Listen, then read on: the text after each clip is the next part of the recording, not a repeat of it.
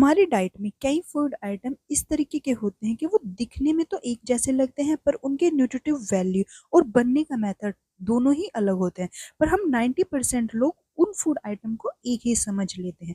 तो आज मैं अपनी इस वीडियो में आपको दो ऐसे ही फूड आइटम के बारे में बताऊंगी जिनका बनने का प्रोसेस और उनमें इस्तेमाल किए जाने वाला मटेरियल और न्यूट्रिटिव वैल्यू दोनों ही डिफरेंट होती है, पर हम उसको एक ही समझ लेते हैं।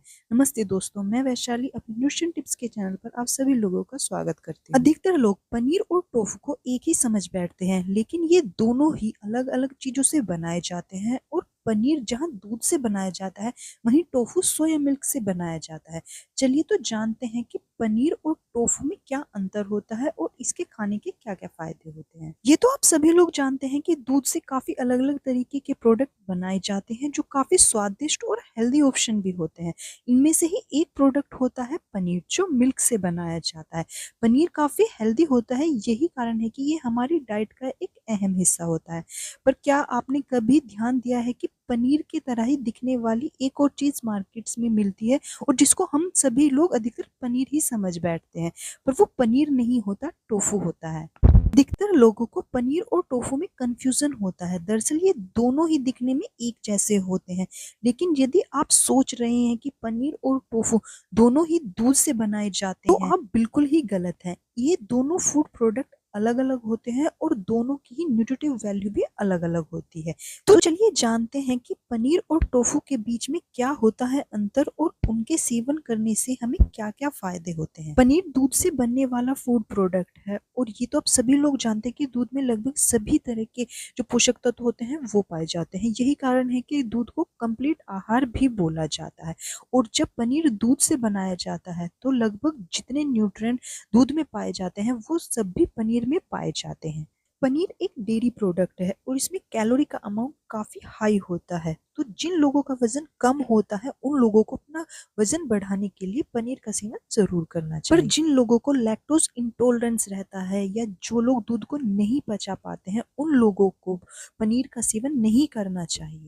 वहीं टोफू भले ही पनीर जैसा दिखता है, लेकिन दूध से नहीं बल्कि ये सोया मिल्क से बनाया जाता है। यह एक तरीके का प्लांट बेस्ड प्रोडक्ट होता है। टोफू में भरपूर मात्रा में विटामिन, अमीनो एसिड्स पाए जाते हैं। पनीर की तुलना में इसमें कम कैलोरी होती है, तो इसलिए जिन लोगों का वजन ज्यादा होता है उन लोगों को अपनी डाइट में टोफू का सेवन जरूर करना चाहिए। पनीर में calcium, phosphorus, protein, vitamin B12 काफी मात्रा में पाया जाता है। तो जिन लोगों को हड्डियों में दर्द रहता है या जोड़ों की समस्या होती है, कैल्शियम की कमी होती है, उन्हें पनीर का सेवन हर दिन करना चाहिए। क्योंकि पनीर का सेवन रेगुलर करने से हड्डियां स्ट्रोंग हो जाती हैं, जो मसल्स होते हैं उनकी ग्रोथ अच्छे से होती है, दांत मजबूत हो जाते हैं। आगे बढ़ने से पहले यदि आपको मेरी ये वीडियो पसंद आती है तो एक लाइक और शेयर जरूर करें। टोफू में vitamin E, calcium, protein, iron पाया जाता है। यदि आप टोफू का सेवन रेगुलर अपनी डाइट में करते हैं तो उससे आप अपने हार्ट को हेल्दी रख सकते हैं, क्योंकि हार्ट को अनहेल्दी बनाने का सबसे बड़ा कारण कोलेस्ट्रॉल होता है और टोफू में कोलेस्ट्रॉल नहीं पाया जाता। टोफू को पचाना भी आसान होता है, जिसके कारण ये हमारे डाइजेस्टिव सिस्टम पर ज्यादा लोड नहीं डालता। लोगों का वजन ज्यादा होता है या जो लोग ओबेसिटी से ग्रसित होते हैं वो भी अपनी डाइट में टोफू का सेवन कर सकते हैं, क्योंकि टोफू में कैलोरी का लेवल काफी कम होता है, जो हमारे वेट को मैनेज करने के लिए काफी मददगार होता है।